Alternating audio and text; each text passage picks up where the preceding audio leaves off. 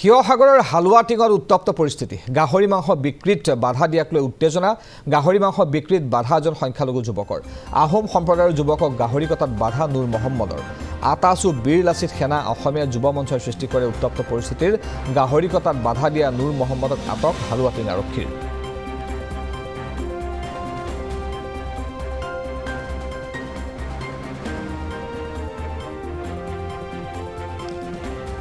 শিৱসাগৰৰ হালুৱাটিঙত এই ঘটনা সংঘটিত হৈছে গাহৰি মাংস বিক্ৰীত বাধা দিয়াক লৈ উত্তেজনাৰ সৃষ্টি হয়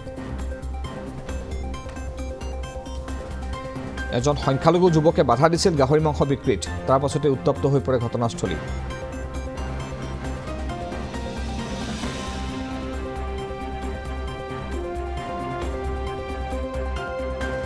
গাঁৱৰ আচলতে আজি ৩ দিনমানৰ আগত এজন আমাৰ আহোম সম্প্ৰদায়ৰ খিলঞ্জীয়া যুৱকে গাহৰি কাটিছিলে কিন্তু অতি পৰিতাপৰ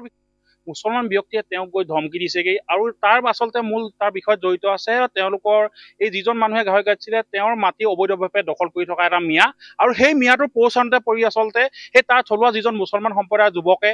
তেওঁক গাহৰি কটাক লৈ ইয়াত এই মুছলমান গাঁৱৰ মাজত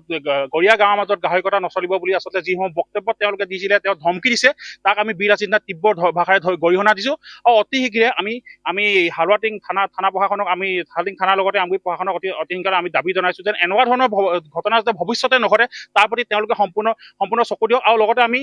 এই ধৰণৰ যিসমূহ আচলতে সাম্প্ৰদায়িক বিষয়বস্তু বিয়পাবৰ বাবে আচলতে তেওঁলোকে চেষ্টা কৰিছে তেওঁলোকক আমি তীব্ৰ ভাষাৰে গৰিহণা দিছোঁ তেওঁ আচলতে আহোম সম্প্ৰদায়ৰ এজন যুৱক তেওঁ গাহৰি ব্যৱসায় কৰে আৰু তেওঁ গাহৰি কটাক লৈ আচলতে মুছলমান সম্প্ৰদায়ৰ এজন ব্যক্তিয়ে তেওঁৰ ঘৰত গৈ পানি দম দিছে যে ইয়াত গাহৰি নচলিব ইয়াত গাহৰি নাকাটিবি এই অঞ্চলত গাহৰি নাকাটিবি এনেধৰণৰ আচলতে ভাবুকি দিয়া পৰিলক্ষিত হ'ল যোৱাকালি আৰু সেই উদ্দেশ্যে তেওঁ এখন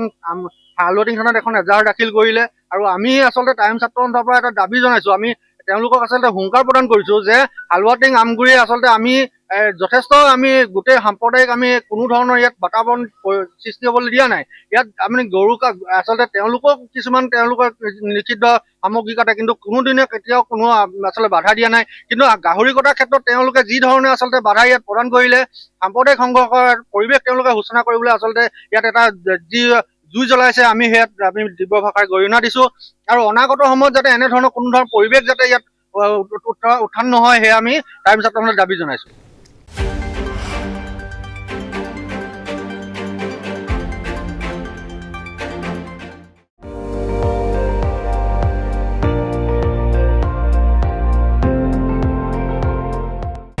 আপুনি চাই আছে ND24